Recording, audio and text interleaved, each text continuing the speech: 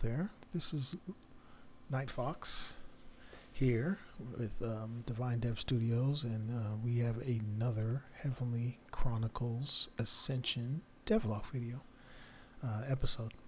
Well, right here we're back in our level asset creation tool, and we're actually doing some demonstrations on it. We're using a target point. So that's one of the only things that you have to actually drag into the screen is a target point. So, and I was just demonstrating how I did the collision, basically taking essentially two heights of whatever the character being used is, and determining the height of the collision to keep the character from being able to jump on top of the asset, whatever asset it is.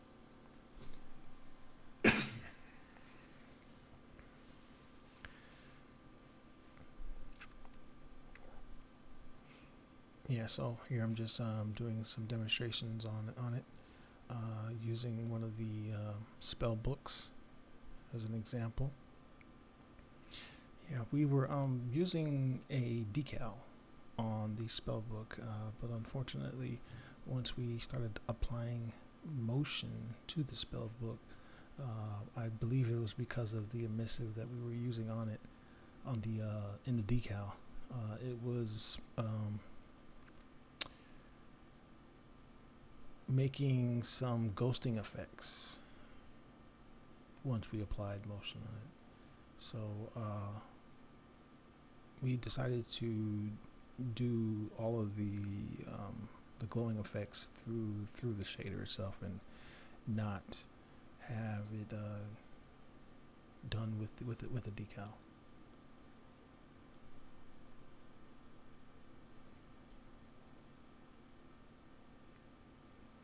And then later on, we're actually going to take the motion effect out of the material itself, and then do the motioning through the blueprint that it's attached to. So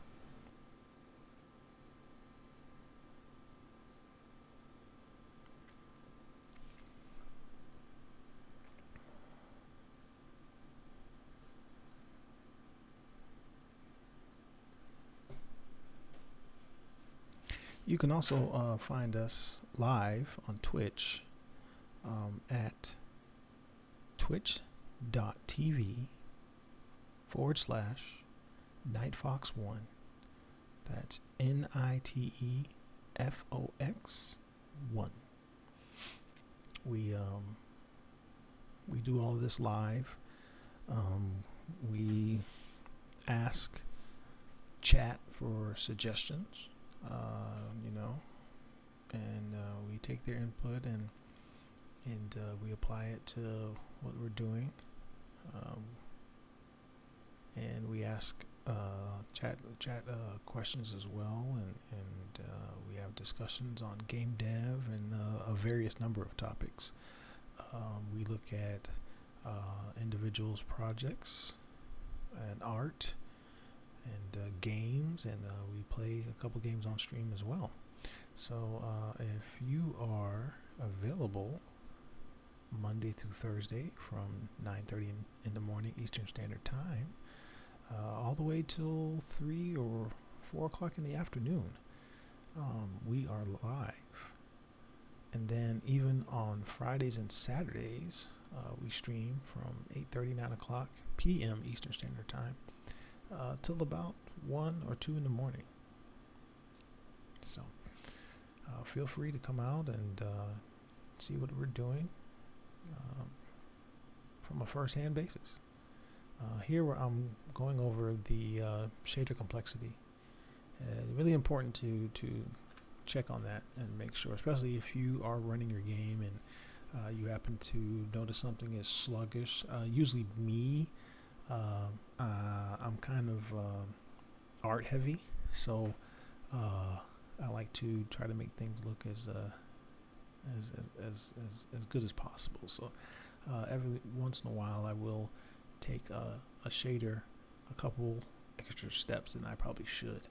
So for me, I have to check on that quite regularly and make sure that I'm not, overdoing it with my shaders.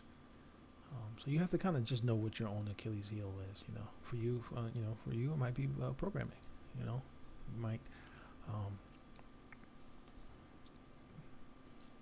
find, you might create some blueprints or even code, C++ code that may not be the most efficient way of doing what you're trying to do. So that's when research and comes into play, and going and finding forums. Epic has a great question and answer site, the forums as well, and there are discords out there as well too. And speaking of which, you can find my Discord link in the description. So I have a list of different resources that I have found helpful over the years. Different ones, everywhere from polycount all the way to Stack Overflow. I mean, there's lots of different ways and different places that you can get the answers to your questions. So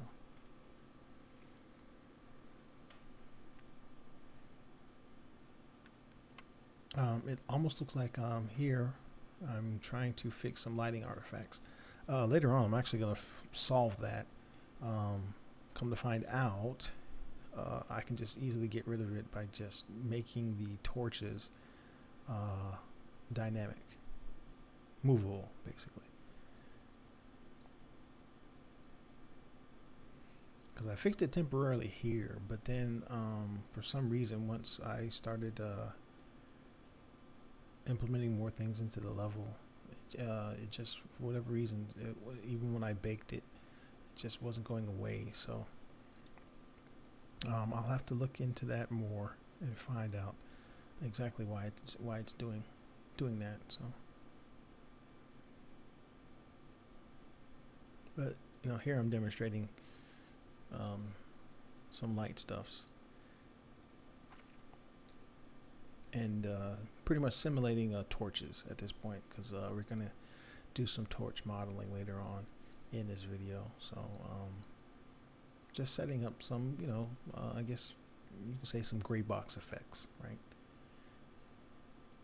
Playing with the different lights and trying to see where I want to mount these torches at. Right now I'm just getting the ones that I'm sticking in the ground and just pretty much sticking them into the columns to see how they may look from a visual aspect. Then we're going to go ahead and model some actual torch holders and place in there later. So this is one of the demonic altars that you'll be able to actually do things at. So as you can see here, we're looking up references for the torch holders that we're going to model and things like that. So but the demonic altar is one of the places that you can actually interact with and conjure up or create potions and different stat boosting things. You'll be able to play with 5 characters, and some characters heal with regular potions. Other characters will be healing when they kill enemies. They'll be able to siphon the enemy's essence from them to heal themselves. Other characters are more mechanically based, so they will require energy type things to restore themselves with. And this is the balance that the player is going to have to maintain throughout the gameplay. So it's definitely not a typical game where you can just hack and slash your way through and beat it pretty easily. At least that's not going to be our intentions, anyways. I love mixing tactics with gameplay. I think it challenges the player not to only be physically accurate, but to be mentally as well too, and alert as well. So yeah, so we're just continuing deving here,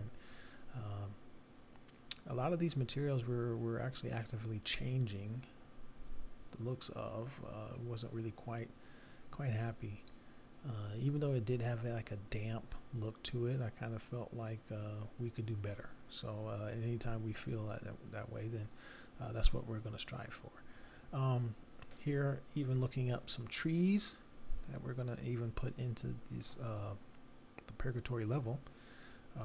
We plan on having a mashup of realities, basically. So in our version of purgatory, basically it's a place where all timelines meet.